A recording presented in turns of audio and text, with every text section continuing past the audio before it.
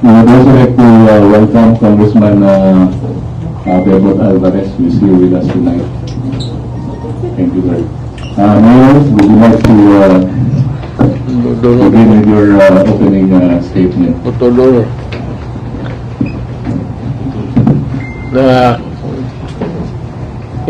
Can you repeat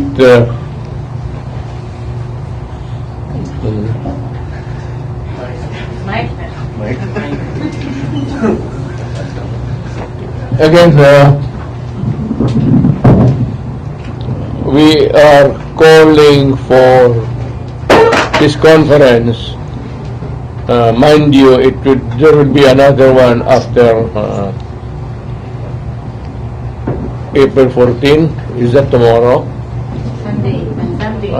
Kasi yun ang rally. At may inaabangan pa ako na yung tinakalkal ko yung aming nose doon sa foreign affairs at foreign policy during my time. But let me be very clear on this. We have not conceded anything to China. There might have been exchange of control over the Chinese China Sea. Pero those were really territorial in nature, not involving the encroachment of China in their exclusive economic zone. Iba yun. Yung sabi nila territorial, we are studying it still until now so that I can give you a concrete picture of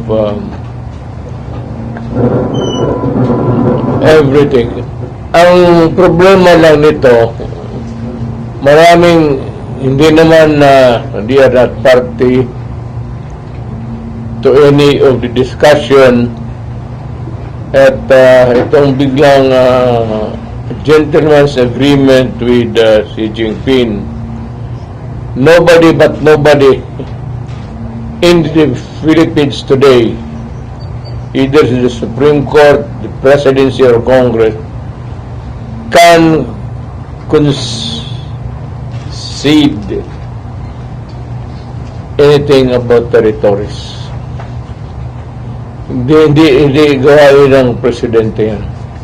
And ang ano ko lang is even this stupid ex-Justice Carpio is harping on a gentleman's agreement of which certainly he was not there, and is beginning to expound on the consequences of the resort or whatever wrong there was committed in the agreement. Aside from the fact of having a handshake with President Xi Jinping, the only thing I remember was that status quo.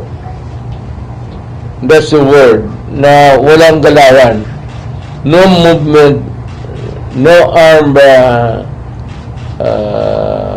patrols there, as is where is, para walang magkagulo, hindi tayo magkagulo. Yun ang naalaala ko. Wala akong I do not there's a new word. I do not even know the ayunan sure. Ito si Carpio and the rest of the well, I think he's trying to be relevant. He's a retired justice, a not so brilliant one, which he pretends to be. Nawala naman siya doon. And I assure you that if it was a gentleman's agreement, it would always have been an agreement that would keep the peace in the South China Sea. Huwag ho kayong maniwala yung bulatik nila kasi hindi ako ganun kagago. You know, ayaw kong magyabang. Kaya ako, bakit ako tumagal sa AB, sa Lyceum, is because after my political science course, I took up, and Lyceum could show the records. Marami akong kinuha about foreign affairs and foreign politics. Sabi ko, hindi ako nagyayabang. I studied geopolitics under Professor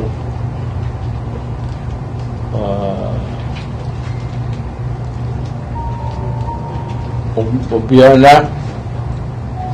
I think he's still connected or retired from the Foreign Affairs Department. I was under Ambassador Terrano sa Terona, I'm sure Ambassador Rosalinda Terona sa geopolitics ko, pati sa many subjects about foreign policy, foreign affairs. I had my diplomatic practice and procedure doon sa kay David Lapos, and political thought I was under Jose Maria Sison. You know, nagturo sa amin, ewan ko kung mas may bright pa doon. Kaya sinasabi ko, it would be good and it would be healthy for Carpio to just shut up and not muddled up the things of which I was not there. Hindi ko naman siya kinukondemn. Pero sa amin yan, tinatawag, in our parlance, pakatorpe na nga itong putang ina. I will be expounding more the day after because I just received the old documents of Malacanang about foreign policy noon sa panahon ko. I just got it tonight.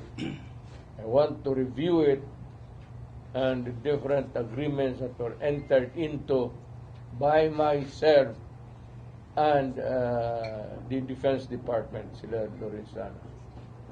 Lorenzana played a crucial role, a role that was something that was, well, sinasabi ko sa kanya, you handle this, especially matters that will govern the movements of the gray ships. Wala pa namang gray ships dyan sa, you know, yun ang binabantayan namin noon, the entry of the gray ships. Pero walang nangyari. There was never a time that we sent the gray ships in China and China sent there. Ano yung gray ship? When we talk about gray ships, we are talking about warships. Ang nangyari dito sa China all along was a coastal guard, coastal patrol. So, hindi naman hanggang ngayon, but there are misconceptions perpetuated not by us. Well, itong nasa gobyerno na napakamarunong. You know, ito ang nangyari. You better make it of record. Nung pumunta ako sa China, I was with Delfin Lorenzana, the DND. I was with Anyo, who was my security advisor National Security Advisor. And the advisor of ni Bongbong ngayon, National Security Advisor.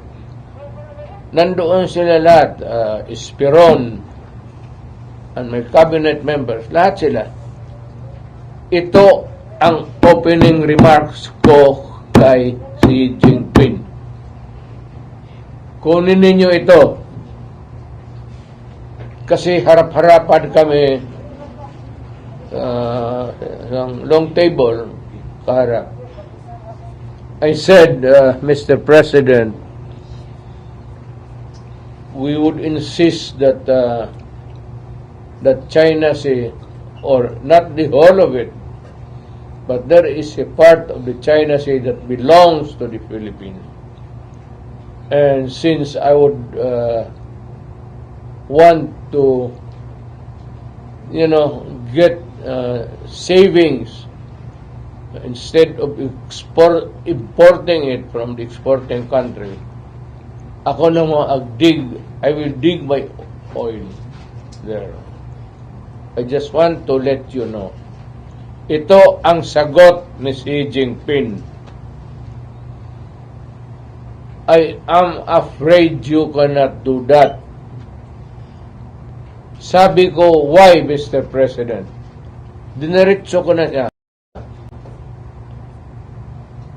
I will get it from that portion of the Red China Sea that belongs to the Philippines. Sabi niya, please do not do it for the life of me. We are friends and I do not want to destroy that friendship. So, what is in your mind, Mr. President? Sabi niya, because it would be in trouble.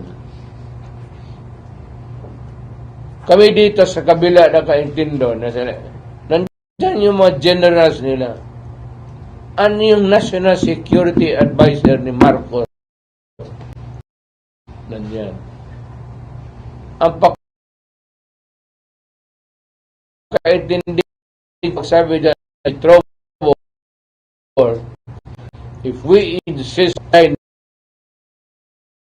na, sabi ko, well, day of my visit, I do that everything, put it off to some other day.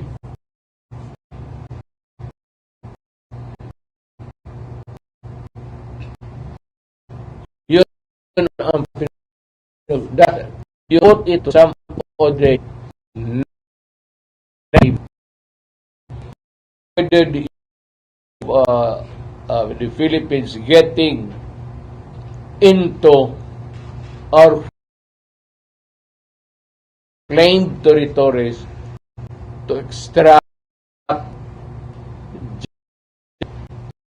nagkalma kasi alam ko na hindi talaga kaya ng Pilipinas kung magkagera.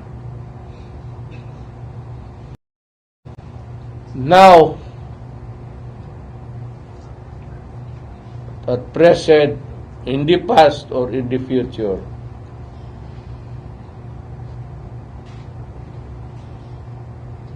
ako naman, hindi ko inaasahan na ang Amerika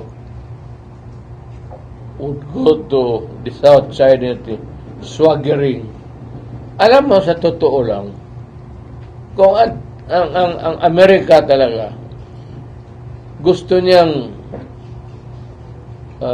make his presence felt there in the China Sea and to show to the world na protektado as Marcos would want to picture it to be, na America will come to our aid. Why do it during a war? Anak ka na po, pumunta na sila doon to avoid the war. And if America goes into trouble with China, that is their own shit. Kasi sila kasi yung rival niyan. Bakit hintayin pa ng Amerika? Why would Bongbong Marcos would now go to America to continue the talks? Nagganon pa man, what has agreed upon years ago remains until today. And the popular notion is that if we go to war with China, America would hurry up, go there, and defend that. So sabihin ko sa Amerika, if you are interested really in defending the Philippines, putang ina, bakit ka pa maghintayin magkaroon ng gera? Why don't you go there and give the protection that is being mounted by... Bakit hintayin pa nila magkaroon ng patayan? Di iparking na niya yung 7th fleet niya doon. The 7th fleet is in the Far East. It's a big one. It's a task force. Ilagay niya yung doon ng mga destroyer niya doon sa... wala eh. Tapos, alam mo, there is a very dangerous trend. And anybody of you can notice. Bongbong America has been there for about babalik-balik siya sa Amerika. Ang Amerikano naman, binibigyan siya ng moral booster. Sige, lumaban ka. Wala kang wag-wag. Wala kang ikatakot. So, maski sa Amerika dito, before he left in America, he's boasting of resisting China. We do not want oppression. Of course, we are being oppressed by China. There's no doubt about it. Nobody questions that. Ang problema lang, ang trabaho namin kasi dito as president, just like Aquino and all, istorya muna tayo because we cannot afford a war at this time with China. And I am so ever in doubt that America will try to tickle the China there to go into a nuclear war. Because a nuclear war means the end of the world. For China and for everybody. Alam nila yan. Takot ang Amerika kasi isang ballistic lang carrying a nuclear warhead. Isang putok lang yan dyan sa gitna ng Amerika. Sufficiente na yan. But with 1,000 missiles, and in return, America returns the favor by sending also 1,000 missiles, it will really end the world. Kaya ang China takot. Hanggang dyan lang sila sa malayo. But they have never confronted Russia or China. Takot. Obliterated lahat yan. Maniwala kayo. Including us. There will be famine and hunger and death. You can ask any professor ninyo sa physics and he will tell you what would happen to the world. Nobody wins. That is why we navigate through our differences, our nuances, our everything that is questionable there just by talk. Pero itong karpyo na ito, ayunan, bakit ko, kung ibigay ko yung ayunan sure, Juster Carpio, kung hindi ka magago, ibigay ko na lang yung South China Sea. Hindi ko nga alam kung saan yung ayunan.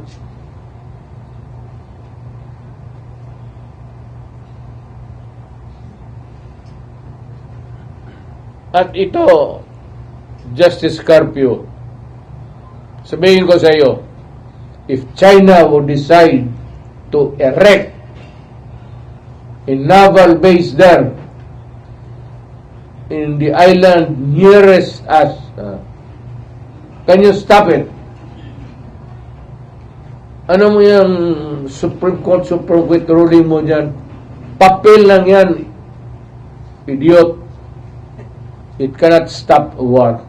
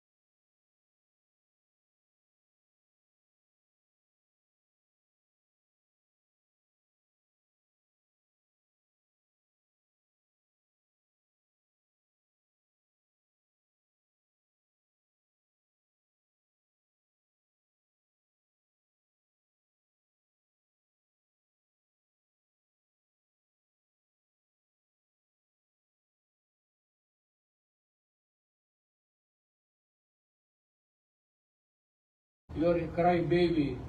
Always America, America, America. That was the last speech of Marco.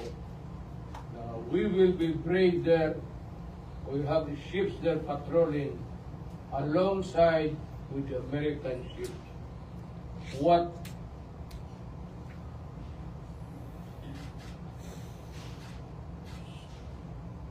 And you call yourself, you call our place Republic of the Philippines.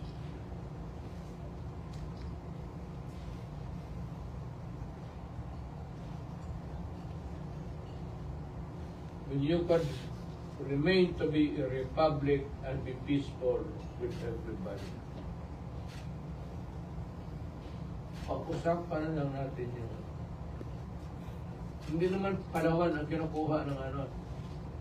There are questions and issues about jurisdictions. We will continue to talk. Yan ang trabaho namin. Problema sa iyo, Justice Carpio, hindi ka naging presidente. Akala mo,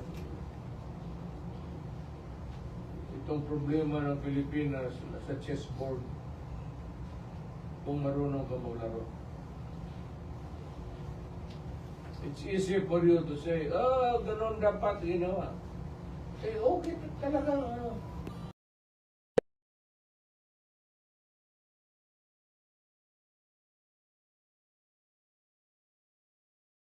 Utang ina mo, hindi ka naging presidente. You were not given that sacred duty to protect the 120 million plus Filipinos. Ang iyong papel lang dyan at salita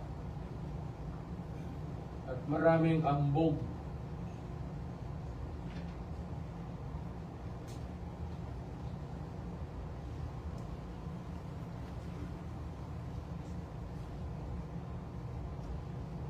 I have the documents. Hinahanap ko yung meron bang mga agreements na I will study it tonight, and after the rally we can probably have a more expanded agreements signed along the way.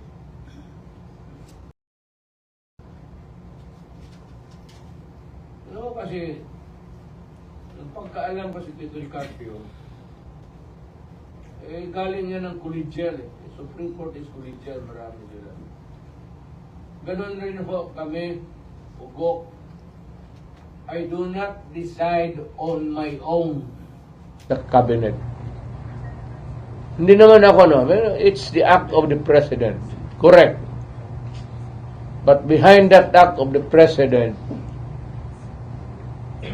I will educate you. Hindi akin yan lahat. I cannot make a move relative to the security of the country without asking the military and the National Security Council. Kaya yung agreement na yan, kung totoo, nasabi ko na sa mga military yan, you should not keep anything secret when you're talking about the national security. Ang mga military nandyan talaga yan. Nandyan man si Anyo, he was my national security advisor. Advisor mo yan, Bongbong. Tanungin mo kung mayroong bang gentleman's agreement.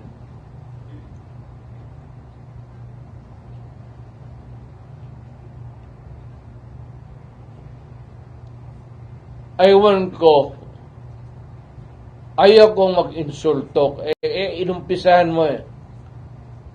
Kung tinawagan mo sana ako, di hindi ka makatanggap nito. Ikaw putang ina ka, hindi ka nakatapos hanggang second year college ka lang. Dumaan ako sa lahat ng taga Foreign Affairs, Undersecretary Ingles, si Ambassador Terona, Obiana, si David Rapos, then si Maria Sison. Doon ako medyo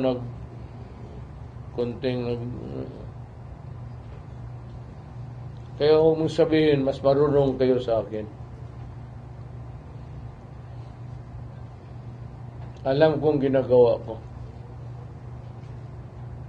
Diplomatic and consular procedure. Master ko po yan, dumaan ako dyan.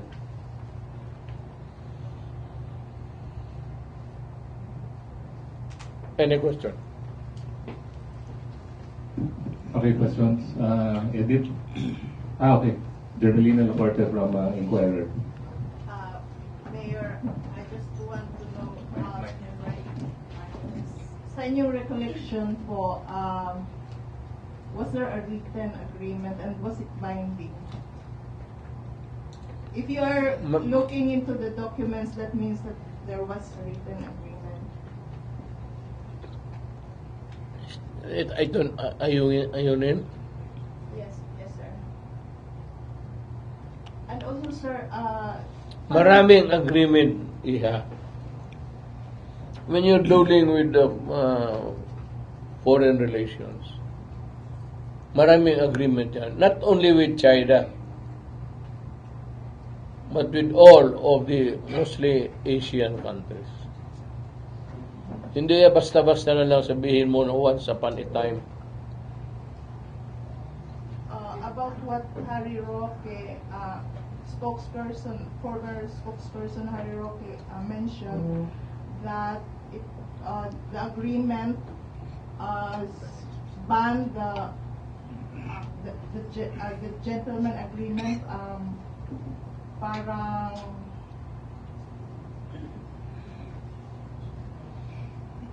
what he mentioned was Hirap ka. walang pwedeng construction materials that can be brought to the BRP Sierra Madre and only food and water. Yun daw ang content ng agreement. As is where is nga. Yeah, so, You cannot bring in materials to repair and improve. okay. So, Wala yan. So, totoo, Mayor, Totoo yan. na mayroong agreement. No agreement. As is, where is. So, bawal ang construction materials. Well, ganun. As is, where is nga. Kasi kung Sierra Madre pa lang, if allowed, matagal na repair yan, nakauwi na yan dito. And is it binding sa present administration?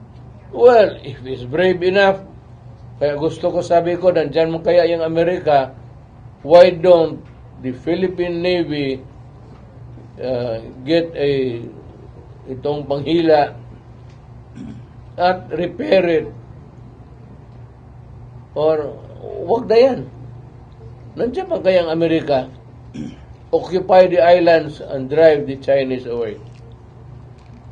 Mayor, in the context of Secretary of State that was, given the as is where is, so the ship there will be allowed to rot in time because no repair is allowed, and which the President, which Marcos says, that is very alarming because if you cannot repair it, if it will rot there, it will be destroyed, then we have nothing there. Kaya ito sabi ko kay Marcos, stop complaining and expounding on it. Do it and repair. Yan ang sasabi ko sa kanila. I challenge them na sila man ang nasa gobyerno ngayon, di i-repair nila at gumawa sila doon ng mga bahay-bahay kung saan. If they are really ready for that. Gawain na nila ngayon gusto nilang gawin.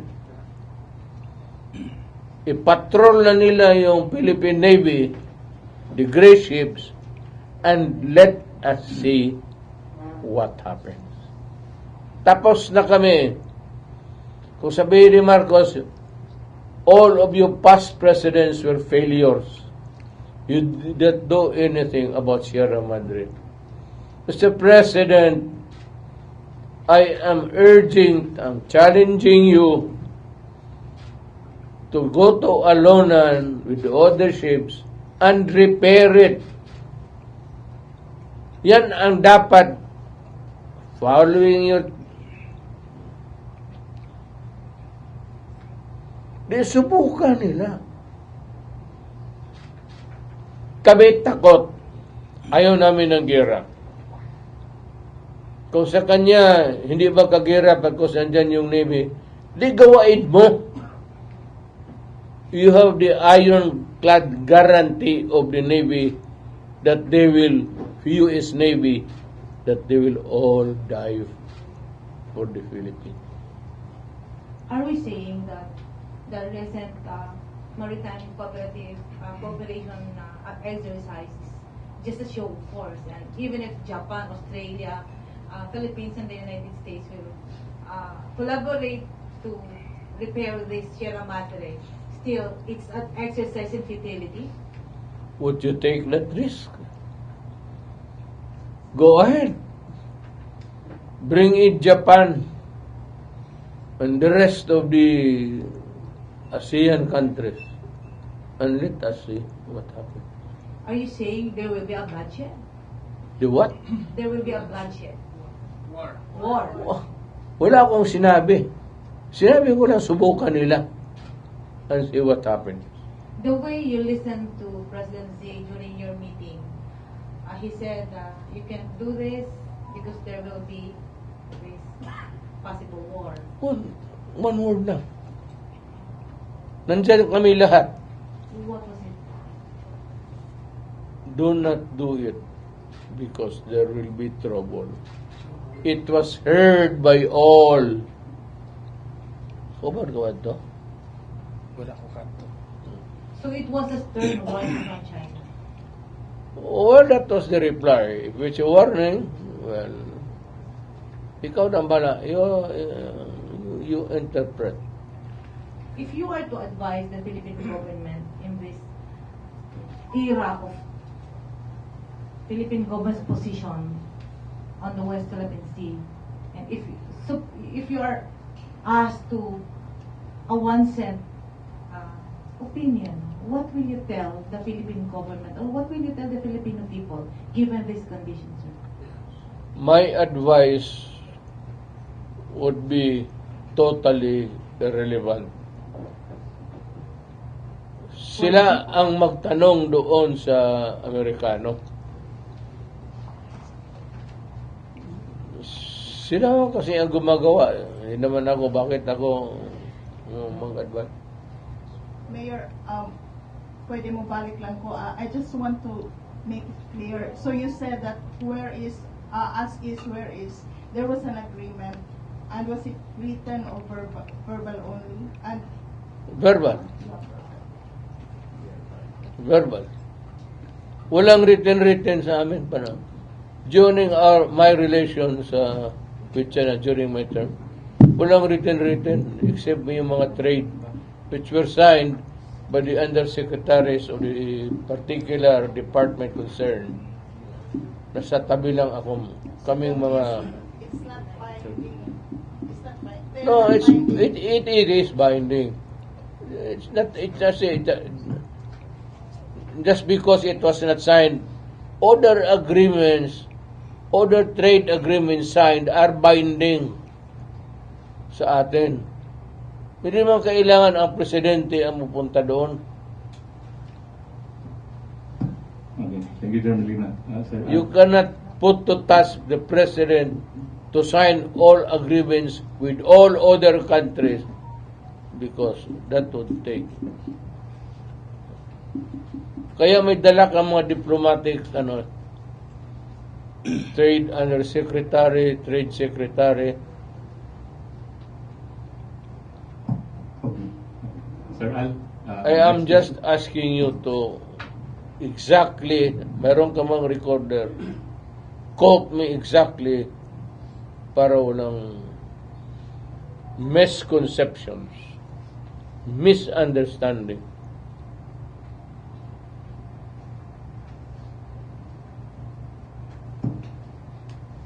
Thank you, Mayor.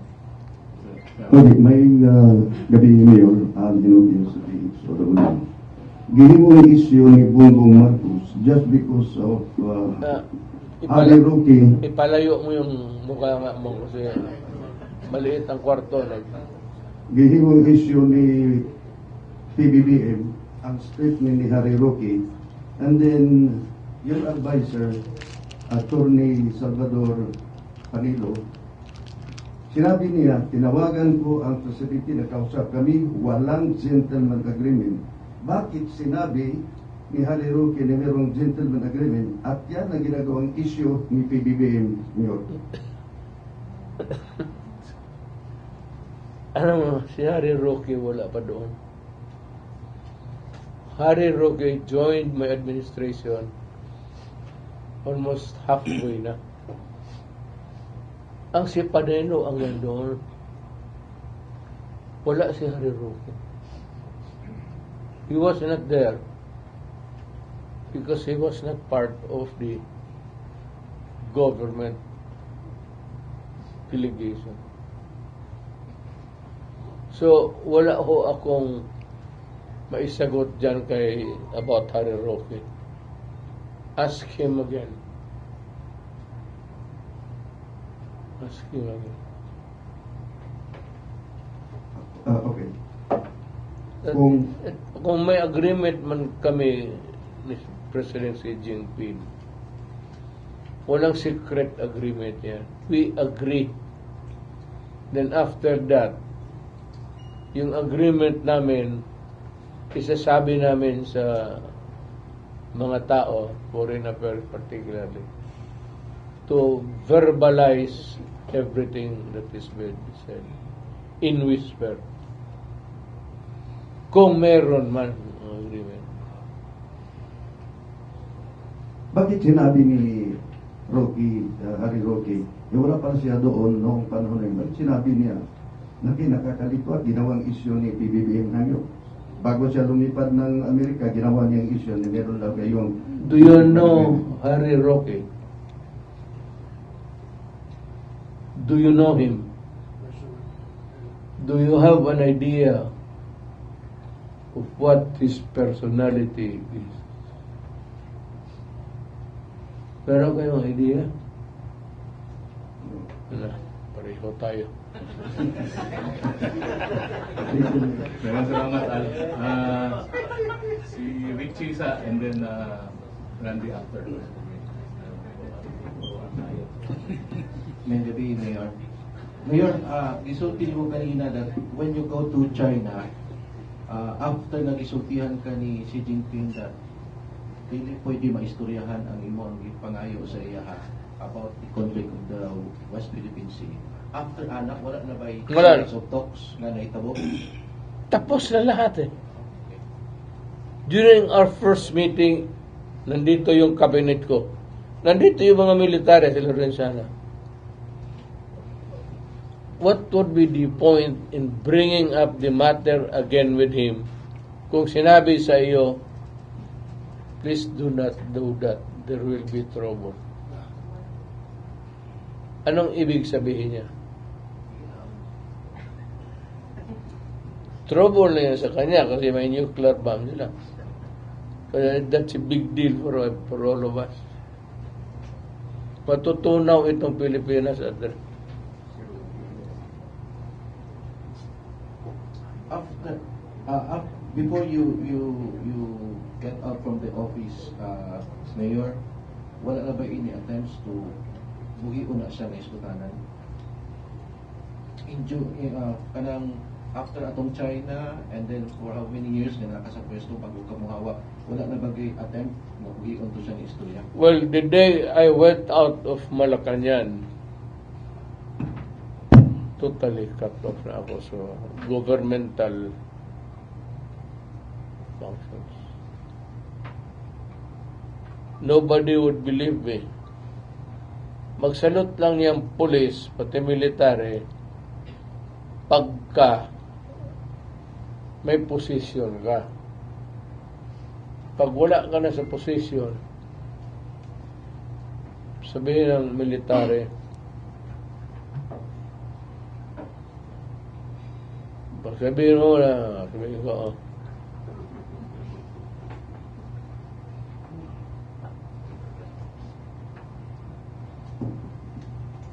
Salamat, Richie. Randy Canyedo. Mayor, my concern is for the 120 million Filipinos na 21 million Filipinos na sinasabi mo baka mag-vanish tayo, mapulpos tayo. And thinking na ikaw, kilala namin, parang walang kinatatakutan. Now, being afraid for the sake of the Filipino, and hindi mo na pinatulan yung sinabi ni si Jinping, there will be trouble. It seems like you're sending that message right now to PBBM na ito yung sinabi ni Xi Jinping, there will be trouble. What if our present president will not listen to this at makumbinsi siya ng Amerika na kasi nandun siya ngayon, paano pagbalik niya, sinabi niya, makikipaggera tayo. What can we do? good. Let him try it. Magtago ka na.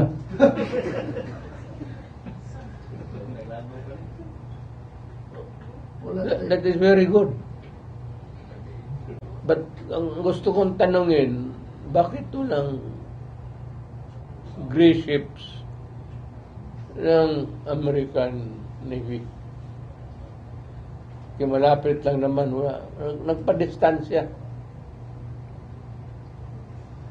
That chance ba yun, pwedeng gawin tayong proxy war na kagaya ng nangyari sa Ukraine at tayo magiging kawawa.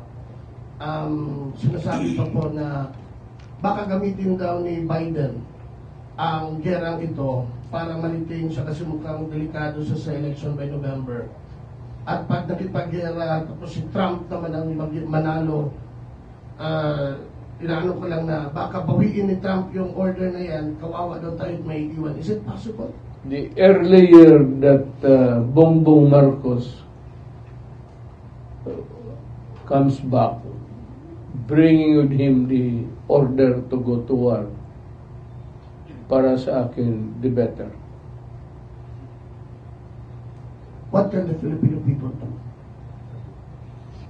Eh, kung patay na tayo, what can you say? A nuclear war is a nuclear war. Kung hindi mo na, you go to TV, sa YouTube, makita mo, there's a series there of what would happen to the world after a nuclear war. It's nothing. There's absolutely nothing in this world. Kaya magdasal ka na lang na pagputok, kasali ka na. Kung maiwan ka, pati yung kamote mo sa radioactive, lalo ka magsuka-suka.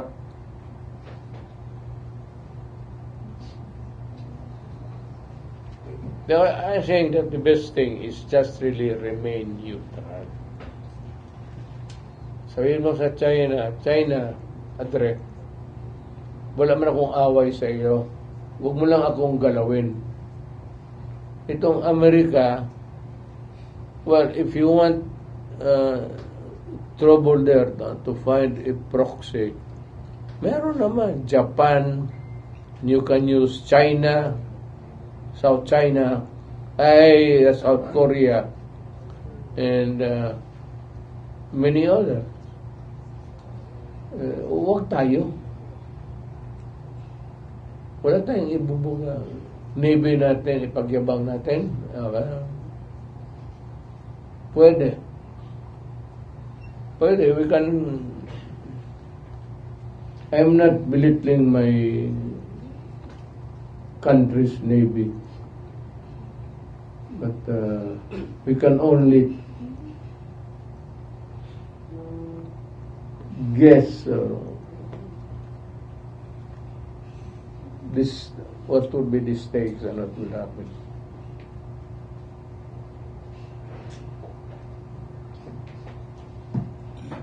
Now, friends, Ruth, then Alan after. Mayor, may Lahat kayo may tanong. Hindi ako nagbibiro. Hindi ako nagpapatawa. Wala pa akong kasing kain eh. Kain na kayo? Yes po. Sus, maayaw pa mo.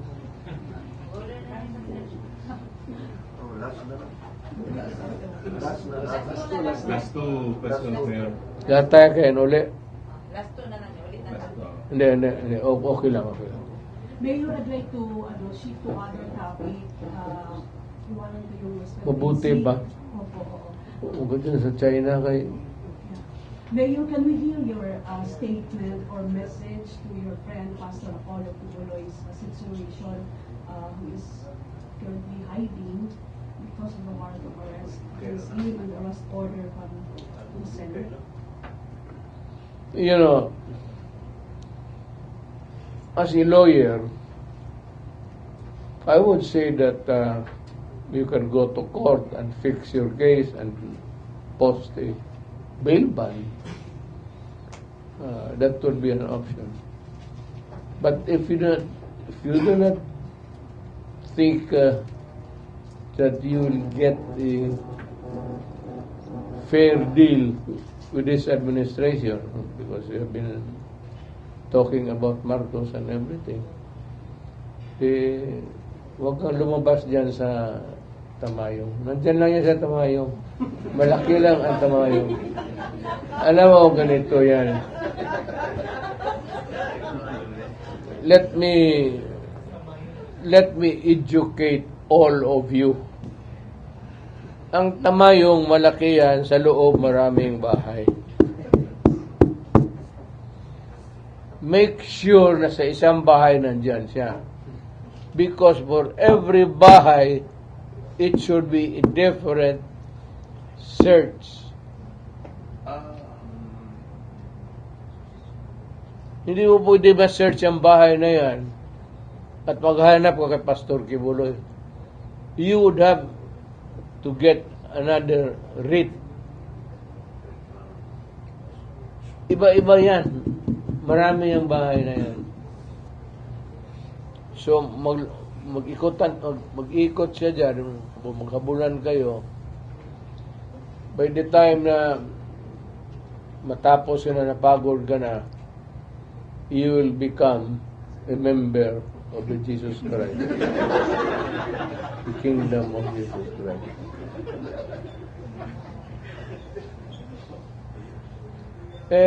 Alam mo, ang buhay ng tao, tayo naman simple lang eh. Katoliko, trabaho tayo, prayer, that someday, pag namatay tayo, maawaan Diyos, punta tayo ng langit. Di ba? O gusto ninyo sa impyerno? Impyerno ang gusto ninyo? Bahala kayo. Ngayon, kahanap ninyo, hindi ninyo mahanap. It's ewan ko, tamayong malapit dyan sa, malaki ang tamayong. Malaki. Follow-up, Mayor, may mga speculation kasi that someone is nasa aking bahay ko. studying, Hindi mo lang katago si Kibuloy. Look, kain mo ako magkatapos, mag-uwi ako. Sama tayo doon sa bahay ko. And if you can find Kibuloy there, I'm raising the ante. Ano ba magkano bibili ng 100? I'll make it 200,000. Or 300. Or even 500. Ibuhos ko na lang yung pera ko para maligaya kayo kung makita niyo siguro sa bahay ko.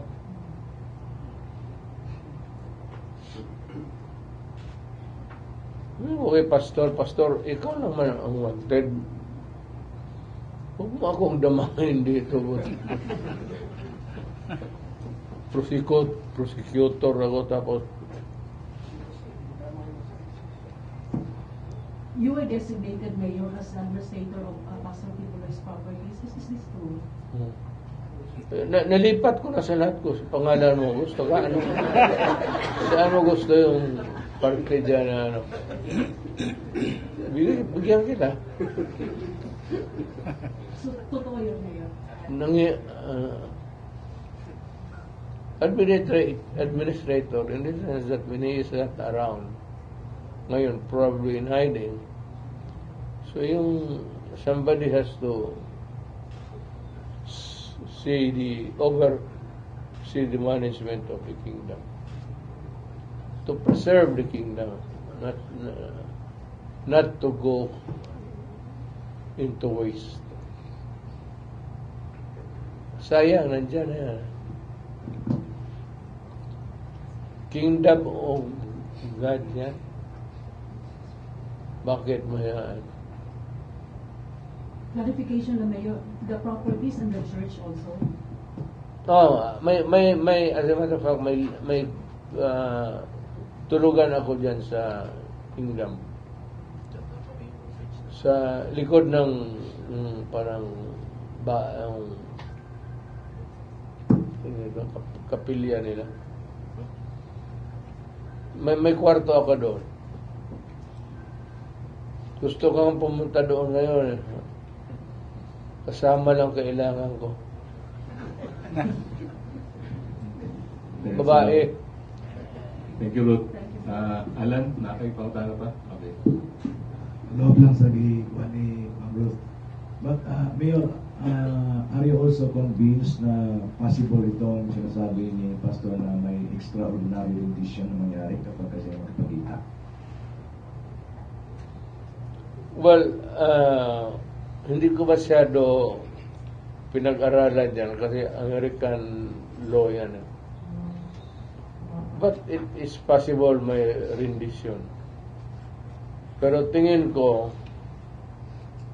we will post a ban at talagang kung available, kung hindi available, release fugitive. Pero pag available, tapos he gets his liberty. I don't think that there will be a At sabi ko naman sa kanya, huwag ka maniwala niyang rendition ng Amerika. At kung meron lang, tawagan mo ako. So you'll advise him to come to the open. Again, You advise him to surrender, if that is so. You would You would advise him to surrender, if that is so, na wala rin siya na mangyari. wala ako kasi pastor naman, edukado na tao. Alam naman niya na ano. Hindi kami nag-istorya ng buhay niya. About arrest and everything. Kung anong gusto niya sa buhay niya, di okay lang. Ngayon, tanongin ninyo ako, saan si pastor?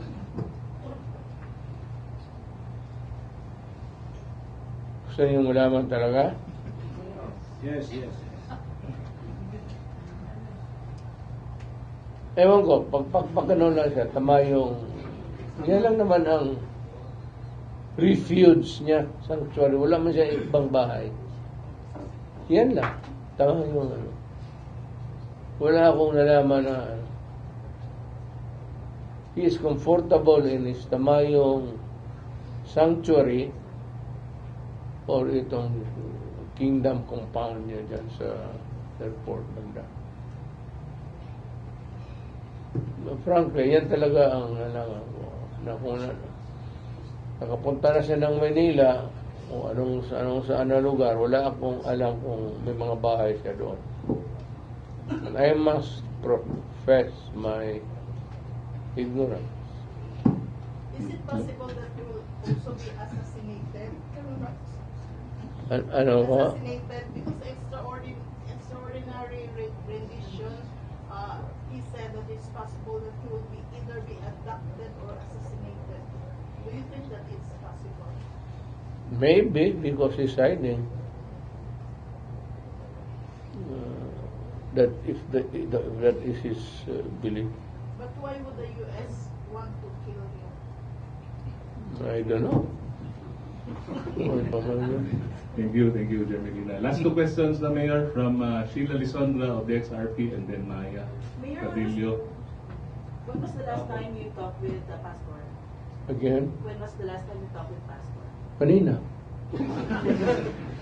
Is it possible po na sa inyo siya mag-surrender? Hindi ko siya tatanggap eh. Hindi ako ang authority. Hindi na ako dadala ng warrant. Mag-ask ng help po siya sa inyo po. We had dinner downtown kanina. Hindi naman kilala siya sa mga restaurants. Thank you, Sheila. At saka walang pakialam yung mga waiter, basta magbayad ka lang. Maya Cadillo, Mayor. May gabi, Mayor. Mayor, this is regarding sa holding ng hakbang ng maiso sa Tagum on April 14. Parang isang time din na may order na for 60-day preventive suspension against Governor Akuya Go. Yan ang magandang tanong. What is your take on this? It's not maiso. It has nothing to do with politics. What is very unbelievable to me,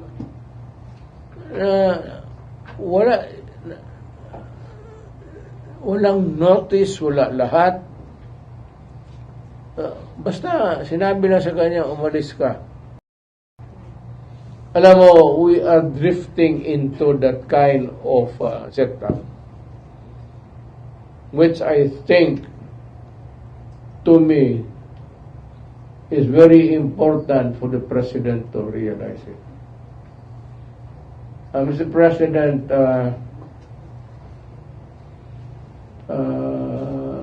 hindi mo na sinusunod yung demokrasya. And you are, in pag ganun na style, you are veering towards a more authoritarian. Mahirap yan, hindi sanali ang Pilipino. I am just warning you. Ako sa isa talaga na hindi ako papayag. Na kung magtanong ka na what I intend to do, I will raise hell one day.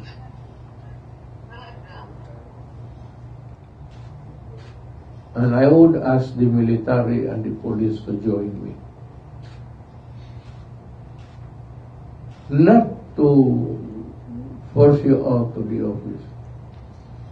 We'll just air our sentiment for you not to forget that the Philippines is a democratic state. Itong nangyari kay Governor, basta na lang pinaalam sa kanya na umalis ka. It violates the due process of law. Very important yang no person shall be denied of the equal protection of the Constitution. Tanggalin mo tao ng rason. And you must remember that the governor of North Davao has been elected by the people. Hindi yan trabahante na in-appoint mo tapos tanggalin mo. We have to respect the will of the people of that North Davao. Puro respeto naman. So you are veering dangerously close to being an authoritarian government. Ako sinasabi ko sa iyo kasi hindi ko nagustuhan yung style. Kung due process of law, if he had committed a wrong, may masama siyang ginawa, imbestigahin mo. Ano ba yan? And if it is a case that is good for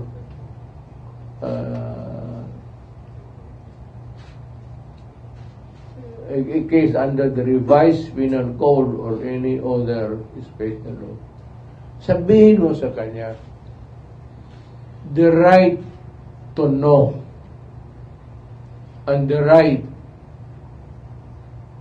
to address something. Kung wala siyang ma-explain sa mga tao bakit niya inabandono ang mga tao, siya naman ang hinalal na governor, then there is something seriously wrong sa mga pangalakad na ito. Then, ayaw ko ang tingin ng military pati pulit. I am asking you guys to look at it closely. Be neutral. You were not organized and funded by the Republic of the Philippines with the money of Marcos. You are there operating and paid by the taxpayer, the Republic of the Philippines.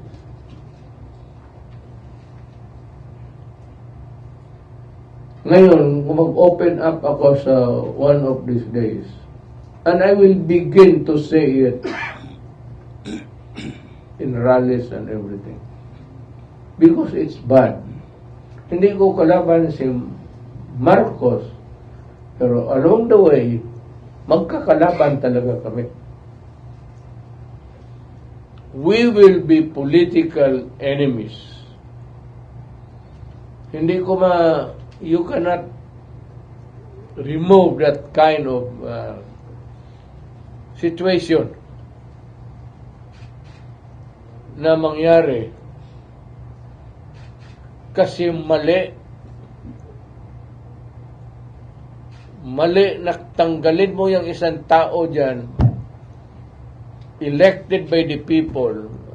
There's a big difference between an appointed guy and an elected guy. elected to.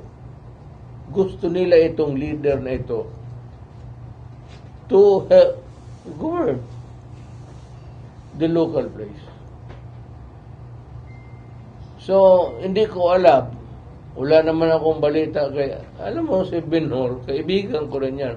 Kasama kami noong pag-akyat namin sa mayorship noon. Nagtataka lang ako because ako wala akong kita mo naman bastos ako magsalita, bunganga ako. But my God, doing this kind of thing is very serious. I hope that they will go to court.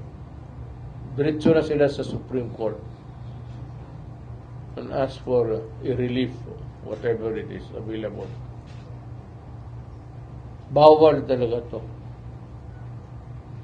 Ito yung pangpahina ng gobyerno.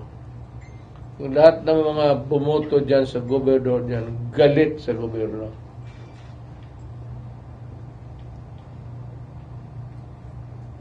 Yung galit na yan, bantayan ninyo yan kasi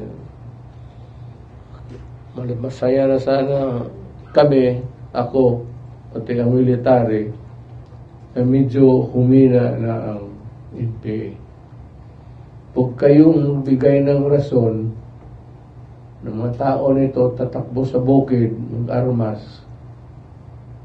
manggulo na naman ang bayan namin. Alam ko hindi niya nagustuhan ng military.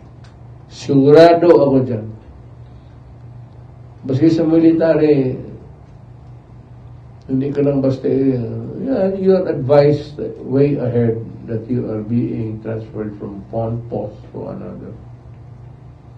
But it can never be applied with such a cavalier fashion of removing a person elected by the people. Basta mo nang ligwakin, tumabi ka dyan. That is not democracy. Hindi pa ready ang Pilipinas dyan.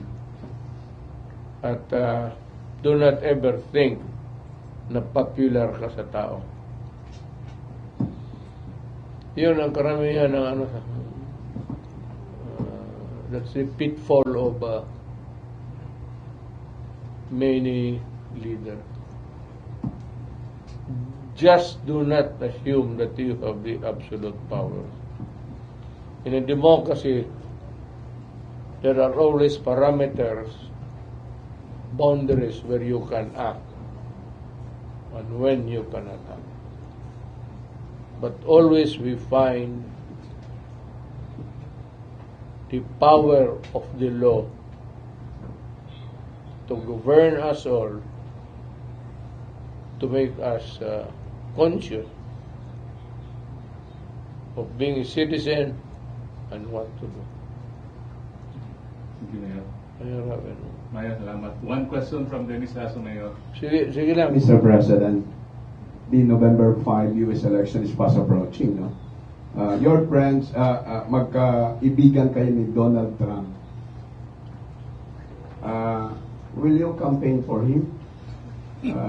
Kay Donald Trump sa... Wala akong pamasahe pupunta doon.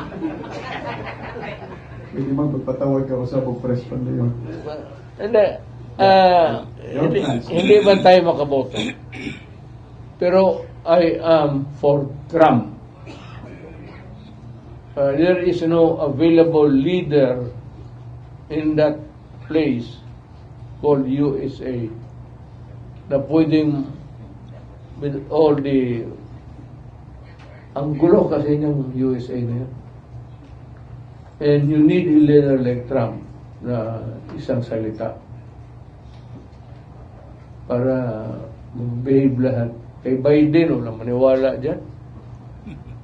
So you're calling now the Filipino-American citizen to... I'm calling all Filipinos who are now Americans and who have the voting right to elect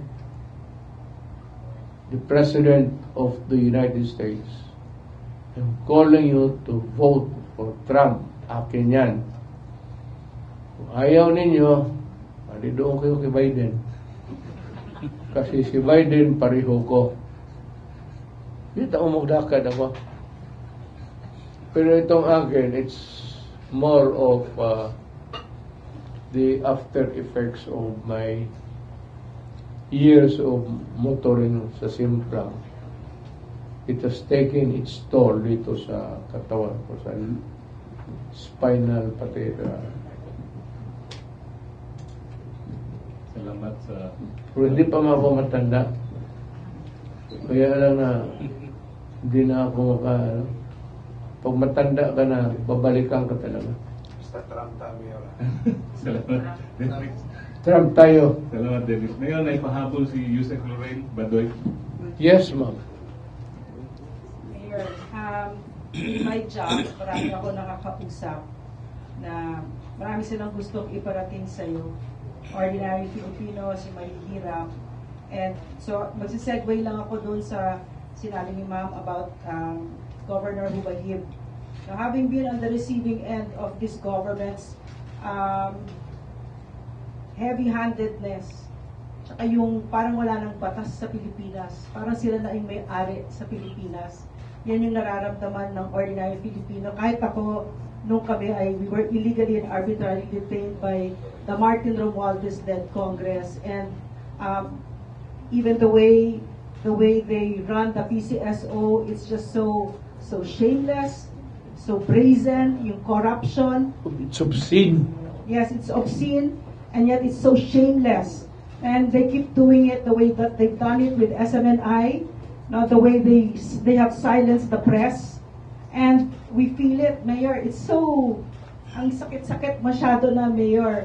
And basically, what I want to ask you, Mayor, is ano ba yung, maybe you can educate us, ano ba yung recourse namin dito? Kasi this president, is he's ignoring the clamor of the people. For instance, of a drug test, when the documents, there are proofs, and there's that outcry, and then he's hurtling us towards the precipice of war.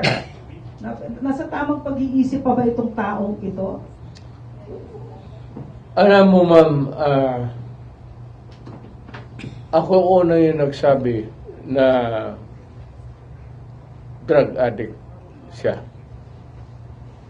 Hindi naman ako nag-iimbento ng istorya. Pero yung mga PDEA reports nila ngayon na sinasabi na totoo, na hindi totoo, natural yan, ma'am, kasi panahon ni Marcos. Ano agency in government can go head to head with the president sa bagay na yan? So, sinusuppress yan. Pero sinabi ko sa inyo, noong as early as, hindi pa ako presidente, nung presidente, mas lalo ko nakita. I saw it again. But yung dito sa Davao, because alam mo, ano talaga ako sa droga, pinakita nila na si Marcos nandoon. Hindi ko binigyan ng importansya. Ang sinabi ko lang sa kanila, trabaho lang kayo. Huwag na ninyo akong isali na lalabas na personal akong magalit kay Marcos. I do not need it. But when I was president, I was already looking at yung full the full story of yung pagka-addict ni Marcos. Kaya lang naman, ma'am, sabi ko, sana hinuli na lang nila noon. Ang pagkamali ko lang rin, kasi mayor lang ako, yung unang nakita ko. Sana nung na-presidente ako, pero wala na yun. Yung unit, wala na sa mga... So, siguro sa Pasig River na, hindi pa natin galaw yan dyan.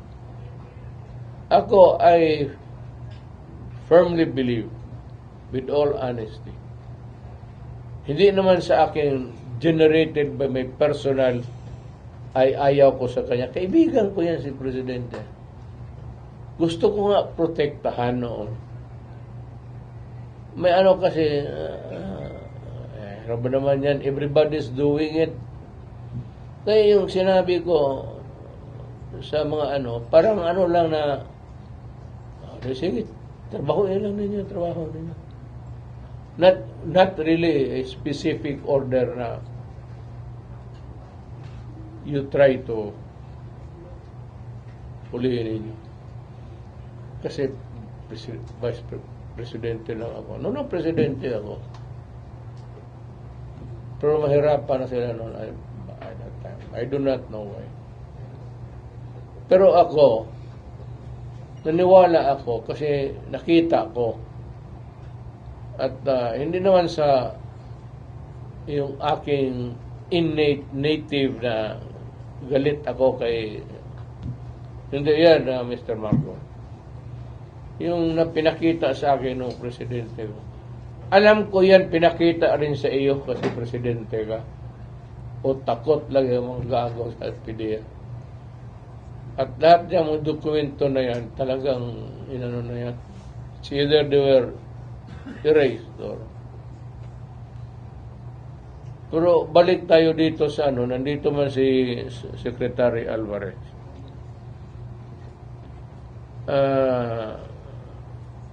We are friends. Hindi naman kami nag-away. Contrary to popular notion, hindi kami nag-away. Kaibigan ko siya nung congressman. Magkatabi kami. Wala, mabuting tao naman si Pebote. Ano kami, sabi niya, wala man tayong problema. Of course, he said something about my daughter, but politika eh. So, at saka, alam mo nun, ang ginawa na, he has to face the consequences also of being criticized. Ganun yan. Siya yung gumalaw,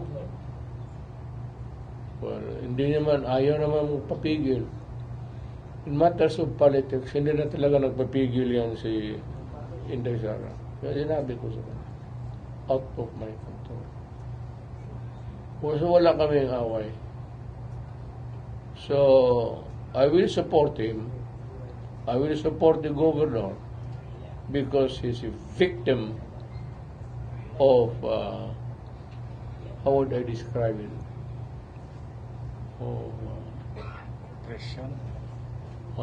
Oppression and itong forcity on the part of government, whatever it is. Bakit hindi nila ipalabas? At walang ano. Kaya dapat mag-akyat na siya sa Supreme Court. And I will support him all the way. And as a matter of fact, kung takbo sila lahat, I will be there to campaign for them. Hindi maganda na ganun ang nangyari. So, hindi naman ako, but yung oppression talaga is, hindi maganda. Hindi maganda. Thank you, Mayor. Basta wala akong away kay Marcos. Sinasabi ko lang kay Marcos ngayon, marami kang ginawa na hindi tama. Kaya nagrereklamo ako kasi alam ko at do not continue committing so many mistakes because one day puputok yan. Maniwala ka sa akin. Military is not yours. Walang loyalty lang military. Yung mga generals na malapit lang sa iyo pero by and large, ang military nakatutok lang yan sa tao. Including the police. Tandaan ninyo yan. Hindi yan mga, kung sabihin nyo, mahirap lang na madala ninyo sa Hindi yan. Nagkamali ka, Mr. Marcos. Nagkamali ka talaga. The soldiers, yung pinaka nandoon sa Pakibato, yung 3 months na doon sa Paxol. Ano yung mga sundalo? Kaya magbaba yan dito, ini-entertain ko, pinapakain ko, alam mo, sa Paxol yan. Halos 1 buwan. Hindi lumalabas yan doon sa Paxol. Pag mag-ulan,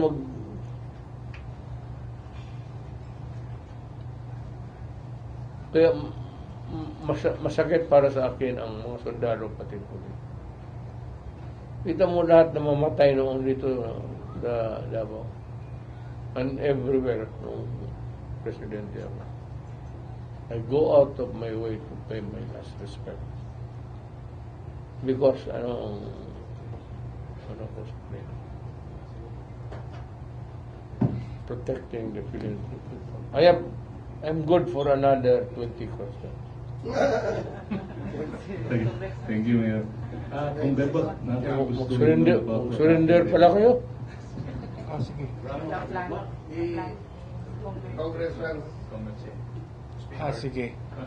Kay Governor by Congressman.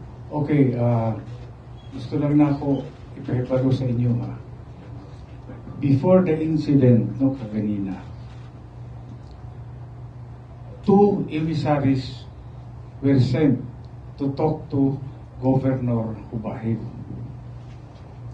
asking him na, Gob, ayaw na ipadayon ng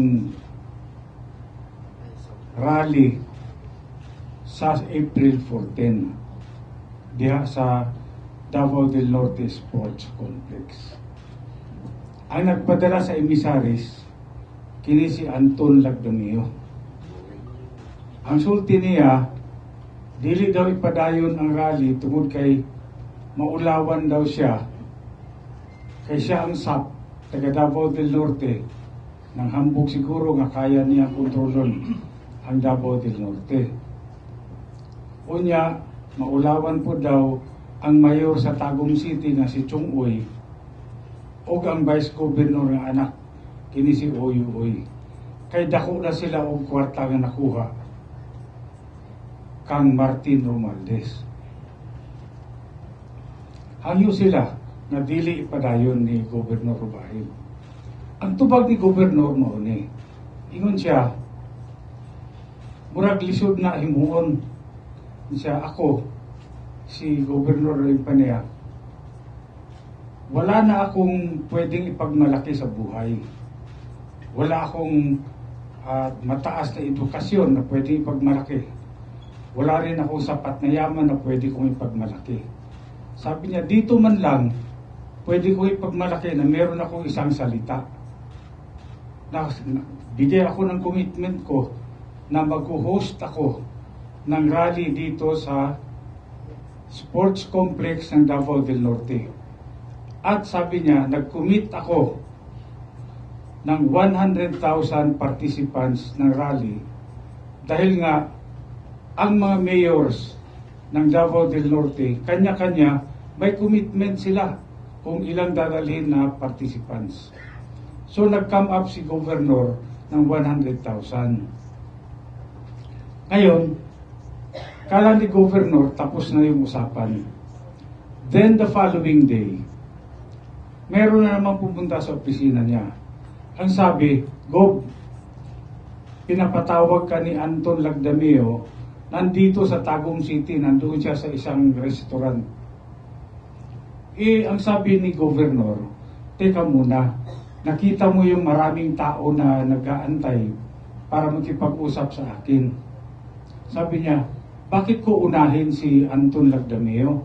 Itong mga taong ito, may mga kailangan ito, may problema. So ang nangyari, hindi niya hinarap si Anton Lagdamio. Ngayon, nagalit si Anton Lagdamio kasi sabi niya, binabastos daw siya ni Governor Edwin Ubahib at hindi siya hinarap doon sa restaurant.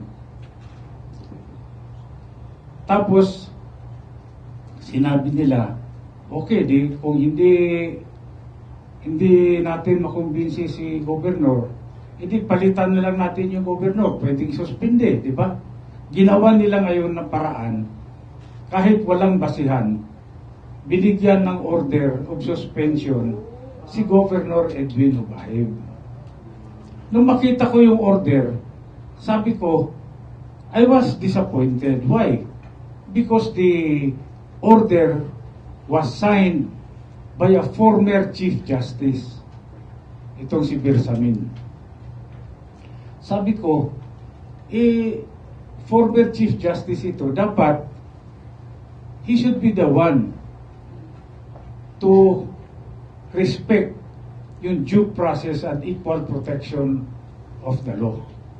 Malinaw sa ligang batas yan, di ba? No person shall be deprived of life, liberty, or property without due process of law, nor shall any person be denied equal protection of the law. Ang linaw-linaw. So dito, yun ang nangyari kanina, dumating yung mga taga-DILG, pinapareceive yung order, hindi sila pinapasok ng mga tao na nasa Capitol. Ang ginawa nila, pinost nila yung order doon sa labas, sa gate. At pagkatapos, siguro in 30 minutes, na umalis sila sa Kapitolyo, pinasumpa nila kaagad yung Vice Governor as acting governor. Ngayon, pagkatapos silang pasumpain, ang sabi ko kay Governor Hubahib, huwag kang umalis dyan sa opisina mo. Because you are the duly elected governor. Pinili ka ng taong tiga Davao del Norte. Sabi ko, illegal yung order na inisyo ni Bersamin. Unang-una, si Bersamin, appointed nga lang yan eh. Hindi nga elected official yan. Tapos tatanggalin niya yung tao, yung governor na inilagay ng mga tao ng Davao del Norte dyan sa Capitol. Anong karapatan niya para gawin yun? Para sa akin, sabi ko, yung order na yan, illegal yan. Kasi it violated the very principles of the Constitution, yung Bill of Rights. Illegal yan. At saka yung assumption of office as acting governor ni Oy, illegal din yan. Kasi andyan yung governor, buhay yan, sitting governor. Paano mo sasabihin na legal yung pag-appoint mo ng acting governor? Ang acting governor, pagka walang governor, nandyan yung governor. Kaya nga sabi ko rin sa mga empleyado, kasi pagkakaroon ng iskandalo ito, dahil ang mangyayari dyan, sabihin nila, 2 gobernador sa Davao del Norte. Merong totoong gobernador at merong fake na gobernador. Ngayon, sino susundin ng mga tao? Siyempre, yung mga empleyado malilito. Pero ang sabi ko sa mga empleyado kanina, sabi ko isipin nyo na yung gobernador na inilagay ng DILG, hindi yan totoong gobernador. Vice Governor lang yan. Inilek yan ng taong bayan bilang Vice Governor, hindi gobernador. Ngayon, kayo ang naglagay ng acting governor, yung DILG. So sabi ko, bakit susundin yan? Hindi nyo dapat sundin yan. Dahil lahat ng action yan, para sa yung mga abogado, considered ultra vires yung action. Hindi po valid yun. Hindi ko maintindihan kung bakit yung administrasyon wala namang gulo sa Davao del Norte na sa pagpapatakbo ng probinsya. In fact, ito a few weeks ago, Governor Edwin Hubahib was awarded a plaque of appreciation. Ang nakalagay doon, Seal of good governance. Recipient siya niyan. Ang nagbigay, DILG. Ngayon, tatanggalin mo yung tao na yon who just received an award from DILG, yung seal of good governance. Masyadong unfair naman and unjust, di ba? Kaya nga sabi ko, ang hirap talaga pag ganito ang sitwasyon, ganito ang administrasyon, hindi mo maintindihan. Kaya tinatanong nila ako kanina, paano yung rally sa Sunday? Sabi ko, ang rally sa Sunday, eto. Ito rin ang napagkasunduan namin ng mga mayors. Come hell or high water, tuloy ang rally sa Davao del Norte.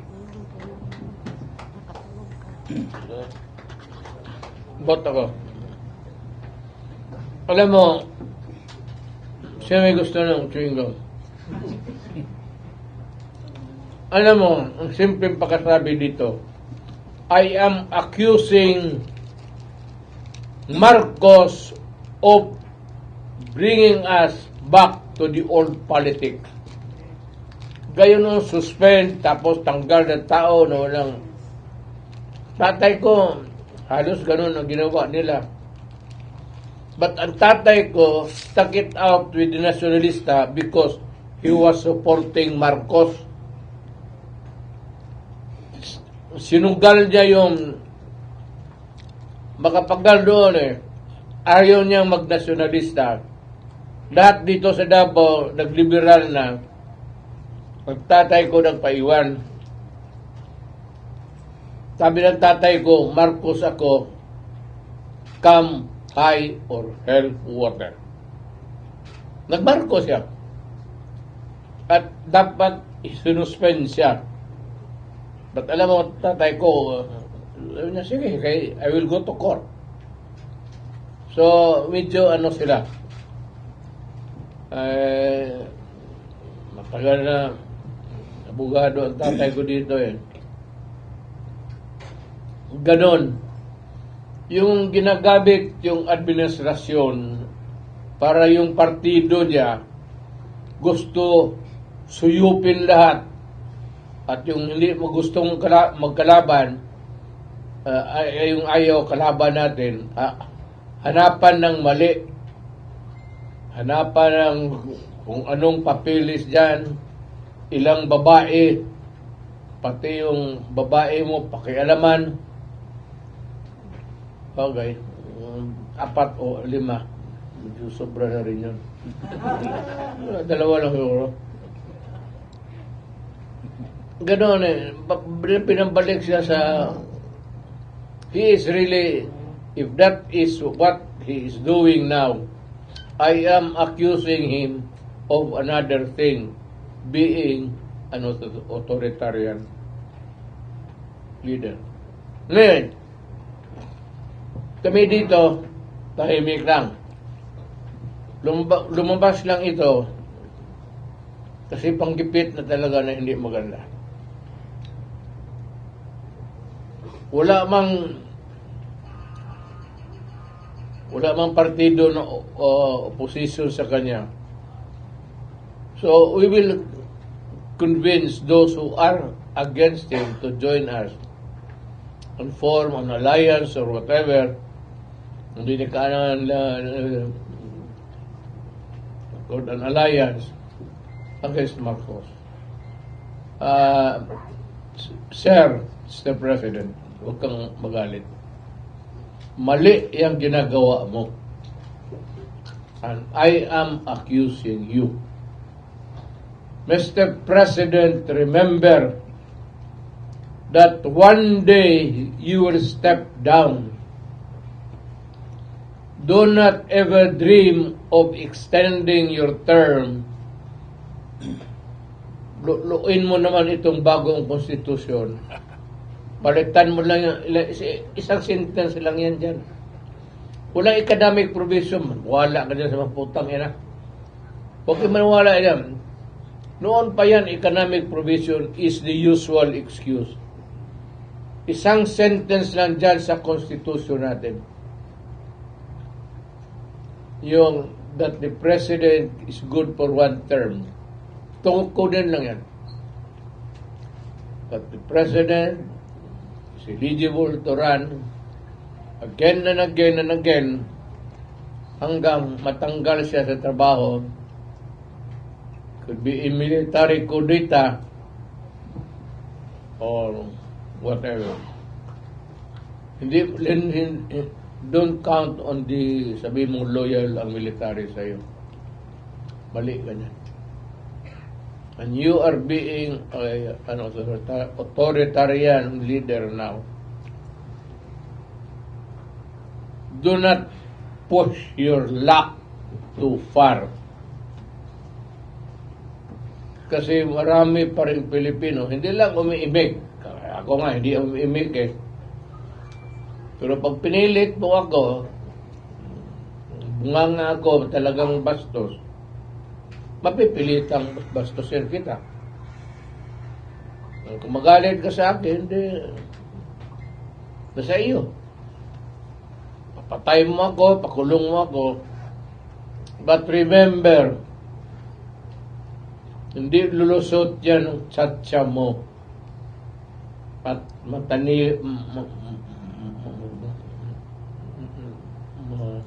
marunong mag-Tagalog yun. Manatili yung hanggang 6 years pa lang. Malapit na. Malapit na. So, dreaming ka. Sinabi ko sa iyo, huwag mong pilitin gaya sa ginawa ng tatay mo. Anak ka ng puta, talagang ginagawa mo na. Beware of the consequences sa mga bagay na ito because do not fuck with the Constitution. At yung extending, bakit kayo magka-presidente lang gusto ninyo? Pati yung, ayaw ko nang nasabihin, pati yung tatay mo eh. Nagkalit-silit kasi umaba ang panahon. Yang Constitution na yan, sagrado yan. It's the Bible of the people.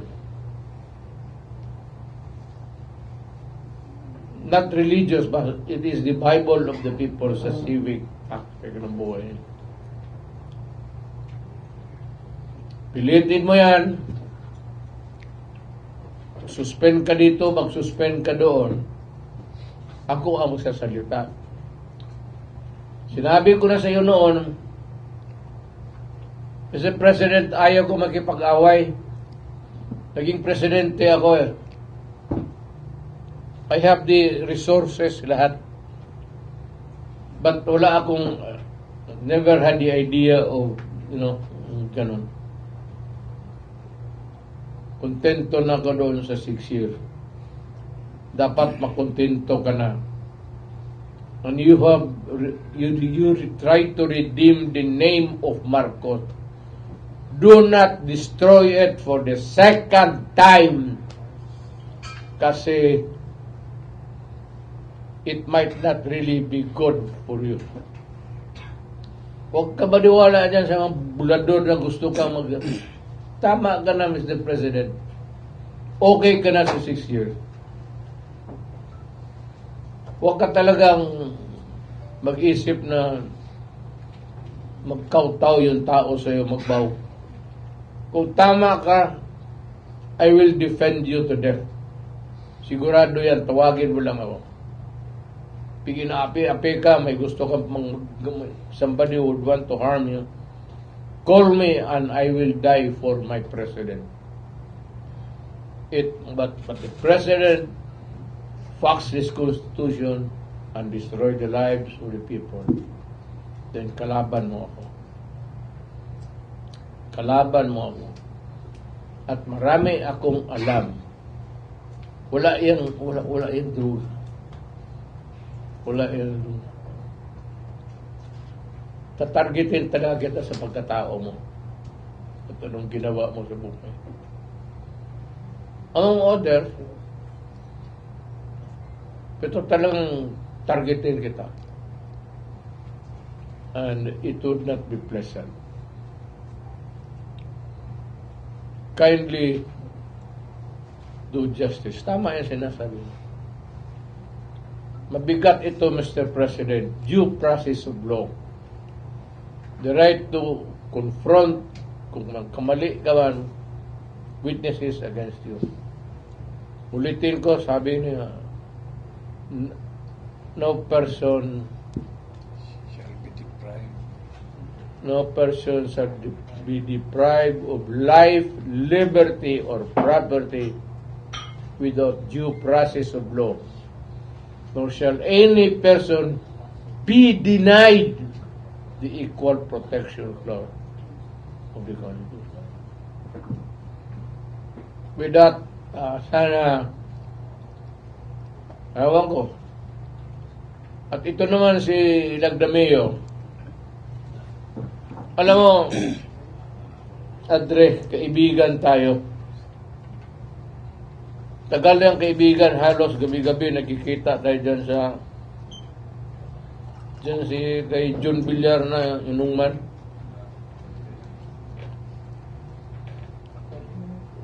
Do not try to be, yung DILG should be the one to resolve, to investigate, or to look into a matter concerning local government. Ikaw dito na sa Secretary of Justice ka. Do not demean yourself. Sinasabi ko sa iyo, nililecturean kita, kasi alam ko, isa ka rin. Alam ko, wala kang alam. Umakyat kayo dyan sa Malacanang. Putang ina, wala kayong alam lahat. Puro bangag.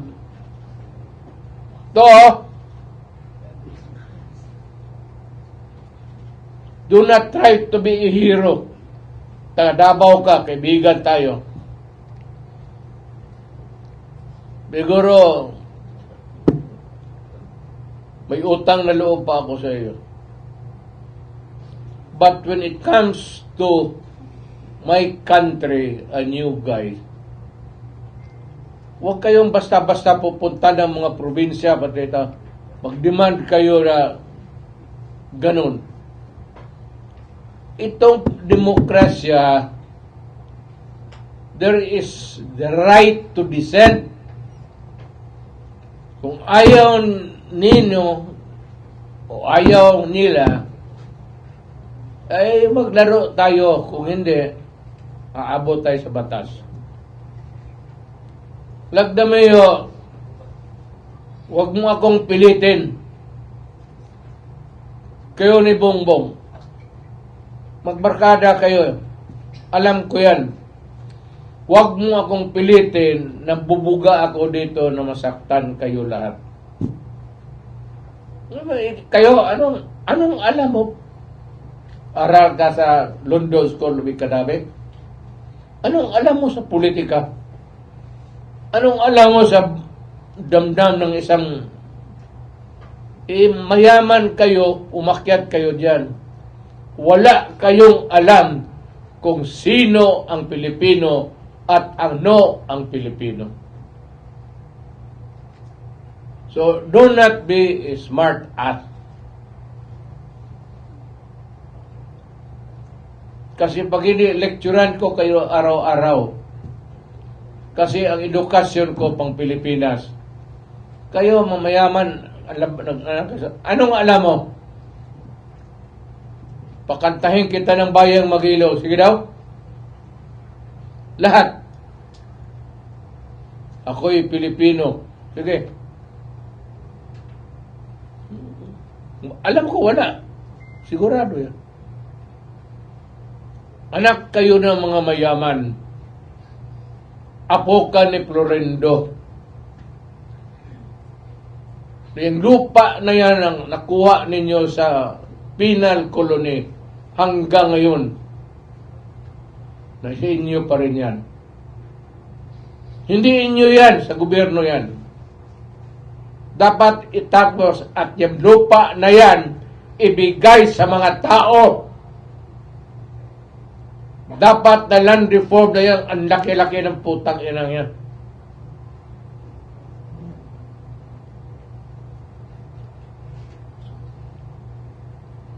Don't you realize na yumaman kayo, gumamit kayo ng lupa ng gobyerno, putang ina, ang rental doon, ayun, putang 500. Gamitin nyo ang politita, bakit?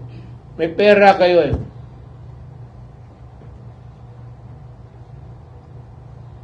Pero wag mo akong, you know, do not fuck with me. Wag kayong magpatigas-tigasan. Hindi ako, putang ina, masama.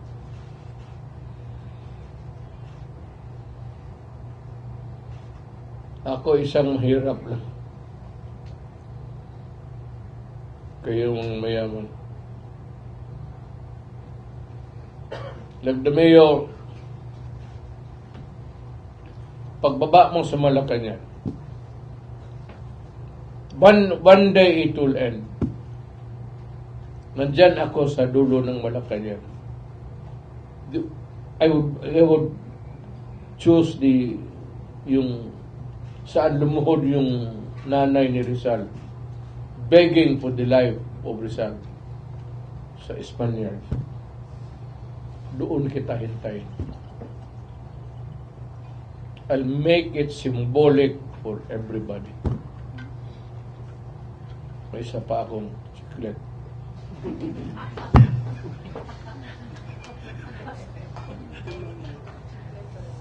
Politiko ba kayo masyado mag-abuso?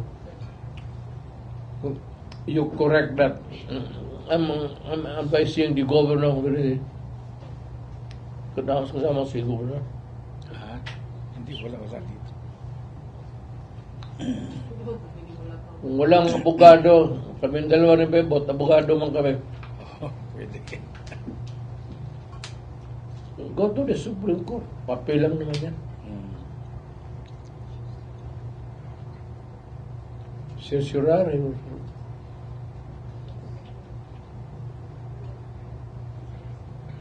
I'm sure the Supreme Court is a neutral body. Sigurado rin ako niyan. Ako nang warning lang dito sa baba. Itong kayo mga piyon, Marcos, baba kayo, Nagdamayo,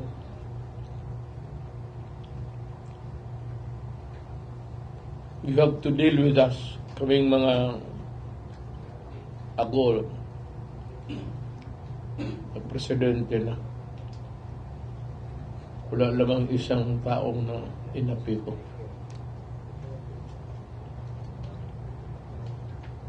Kaya yung hindi ko ginawa, huwag din yung gawin. Okay lang.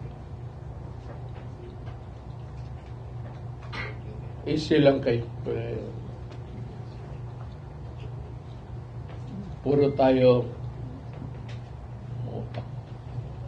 Ako, mas mautak ako sa inyo. Kayo nakausap ko. Each one of you, presidente, lahat na kayo. Tingin ko sa inyo, kulang kayo dito.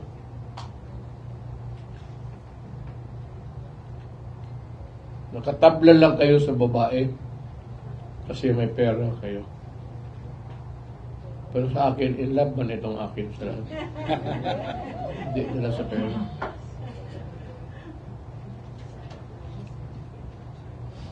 Ngayon ko sa'yo, stop the fucking mga putang ina kayo. Huminto kayo. Salamat. Salamat, Mayor. Takot kayo ng putang ina.